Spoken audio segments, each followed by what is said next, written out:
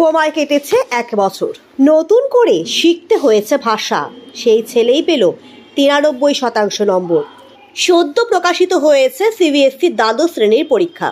এই পরীক্ষায় 93% নম্বর পেয়েছে দিল্লির পুষ্পবিহারের অ্যামিটি ইন্টারন্যাশনাল স্কুলের ছাত্র মাধব শরণ।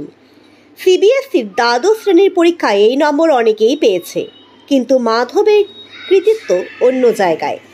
আর 5 জন পরীক্ষার্থীর তুলনায় তার লড়াইটা ছিল অনেক বড়। দশম শ্রেণীর পরীক্ষার পরের বোর্ডের পরীক্ষা হওয়ার মধ্যে 1 বছরেরও বেশি সময় কোমায় ছিলেন মাধব।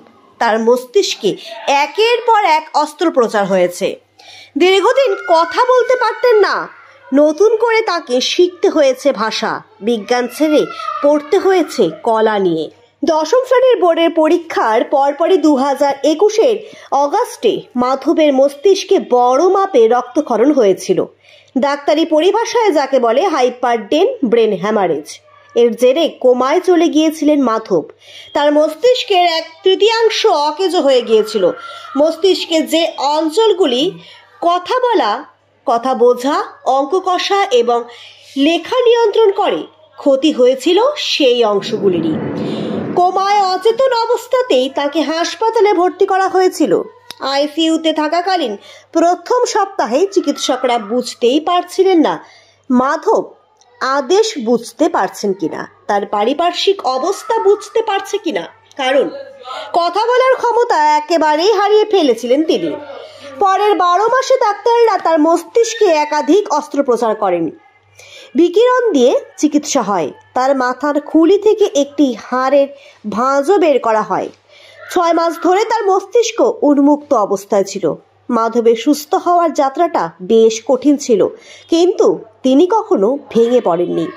হাসপাতাল থেকে ছাড়া পাওয়ার 4 মাস পর তিনি হাঁটা শুরু করেছিলেন, যদিও তার ডান পা তখনও ভালোভাবে নড়ত না। ভুলে গিয়েছিলেন হিন্দি, ইংরাজি, তাই কোনো কথা বোঝাতেও পারতেন না। তাকে নতুন করে ইংরেজি, হিন্দি শিখতে হয়েছিল। প্রাথমিক ইংরেজি শিখতেই তার প্রায় 1 বছর সময় লেগেছিল।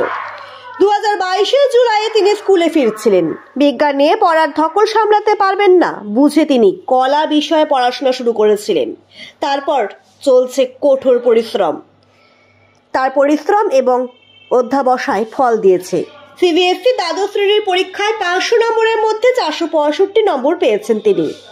আর তার এই অসাধারণ কীর্তিতে গর্বিত তার স্কুলের এক শিক্ষক জানিয়েছেন, সবাই মাধবের সাহসিকতাকে সেলাম জানাচ্ছে। তিনি আরও জানিয়েছেন, মাধব সহানুভূতি চান না। নিজের চেষ্টায় স্বাধীন ও স্বাভাবিক জীবনযাপন করার জন্য তিনি দৃঢ় সংকল্প নিয়েছেন। তার এই লড়াই অনেকের কাছেই অনুপ্রেরণা হয়ে উঠবে বলে আশা করছে স্কুল কর্তৃপক্ষ।